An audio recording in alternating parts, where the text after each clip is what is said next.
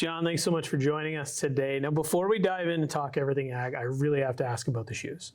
So let me know the background on how you came to be and why those shoes are so prominent.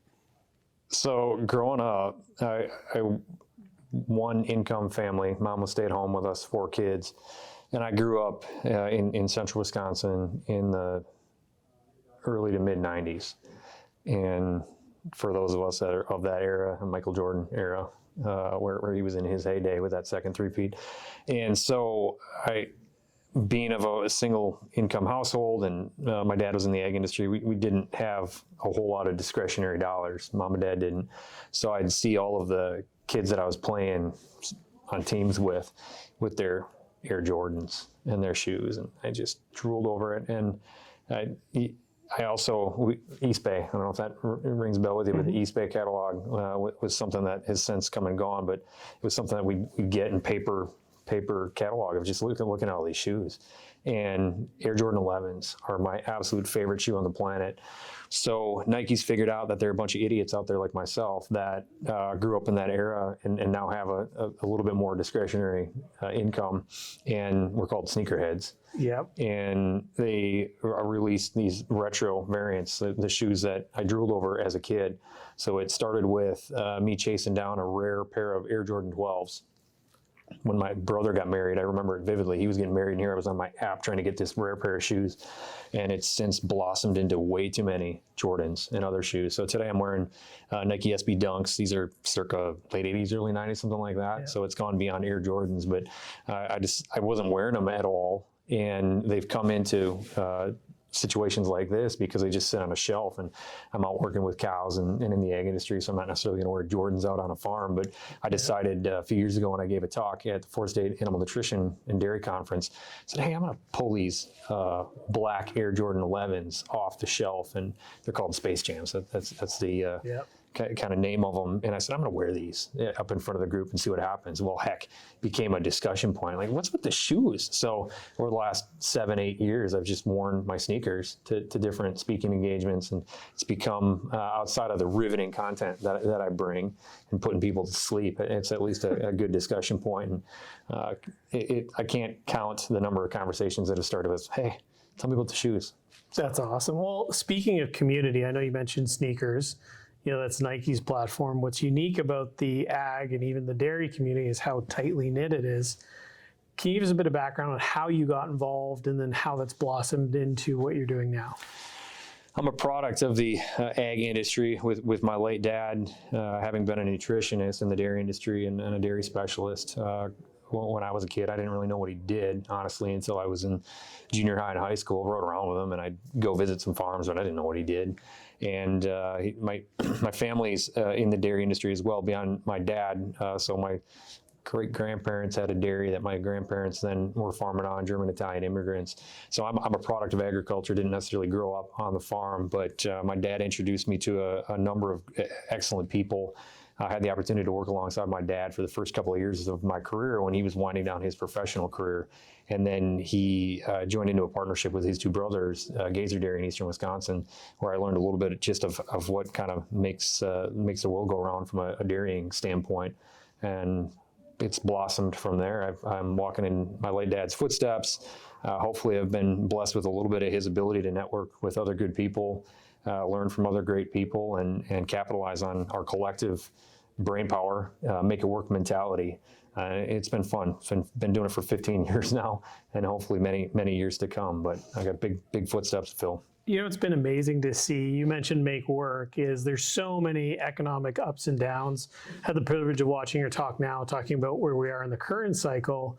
But what's really cool is how they always find new ways to get things done. And today I want to kind of talk about if we can start at 30,000 feet and kind of go a level deeper time at a time, but maybe talk about just the business of dairy, like how important nutrition is, how important the cattle is. Just maybe start there and we'll work our way down to some of the finer points. Let's start at the grocery store. Perfect. So we've got a gallon of milk on the shelf, and the ways that and the avenues that we go down and putting a gallon of milk on the shelf are dramatically different throughout the world, throughout the United States, even from county to county. Some milk's in plastic, some milk's in glass jars, and maybe it's a half gallon.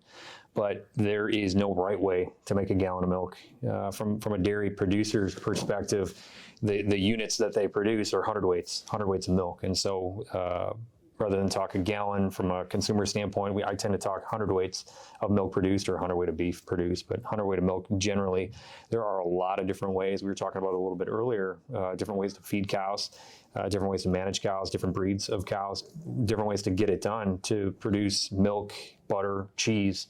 And it's been fascinating in the last 10 years, really, that I've been working with producers from East to West Coast and even internationally, what I've experienced and have witnessed in Make It Work mindset, taking different feed ingredients as we think about them, which may be waste from humans or from some other production of some other commodity, and cows are able to convert that feed or waste ingredient, byproduct, co-product into a nutritional or very nutritious food in meat, milk, and butter. A lot of ways to get it done.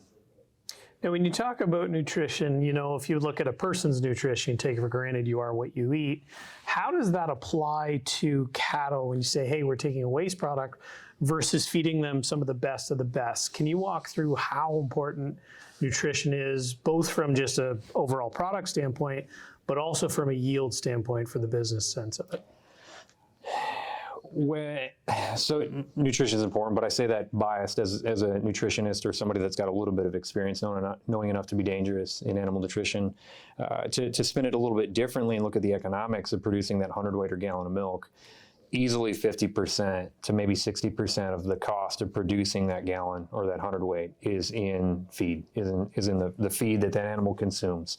The balance of that is then in servicing debt, veterinary costs, paying the farmer, profit, what have you, or unfortunately losing a little bit of money like we are right now. But 50 to 60% of the cost of producing 100 weight of milk is feed and is the nutrition. So by virtue of just that major cost, nothing else is even close. A majority of our emphasis needs to be placed on the nutrition and optimizing that plane of nutrition, putting these dairy cows or beef cattle in the best position to succeed, being efficient, ideally with as little waste as possible. We're now talking about sustainability and carbon and greenhouse gas emissions. That's a component as well. But ultimately what we're looking to do is convert nitrogen, carbon, hydrogen, oxygen, or take you down biochemistry, but our organic molecules that make up fiber, starch, protein. We want to convert those into protein and butter, fat, and lactose in our meat and milk. And it's really all about nutrition, the ways we get that done. Is there a difference between those ratios if I'm primarily trying to create, the milk that we see in the store versus butter? Like, will they mix or change some of those dynamics, or? Yeah, so if producing milk generally is standardized to 3.5–4% butter fat, and so it's blended together at the production facility. So we know that different breeds of cattle will bring milk with different components, different concentrations of butter fat and milk protein, for example, or lactose. And so there is a blending that happens to produce the standard products that we see on the shelf. And then within a farm, within a given breed, there's also quite a range in the highs and the lows, and nutrition and management in the season will influence the milk components and the composition of that milk. So that is something that is a talking point that we get into. High quality farm grown feeds is something that's pretty important to creating both a healthy cow, but a healthy rumen environment, feeding the microbes that exist within cows that are very important. About half of the amount of protein, for example, that ends up in milk as milk protein, which is a very valuable component of milk, and fluid milk and cheese and butter is more fat. But about half of the protein that exists within milk that's produced at 100 weight comes from the feed ingredients. The other half is produced by the living microorganisms that exist within the dairy cow's rumen. So the nutrition and balancing the interactions and optimizing both the supplied protein, but then also optimizing the amount of protein that is produced within the animal, within that rumen is a tricky task for producers and nutritionists experts to balance, and it's been fun to be a part of.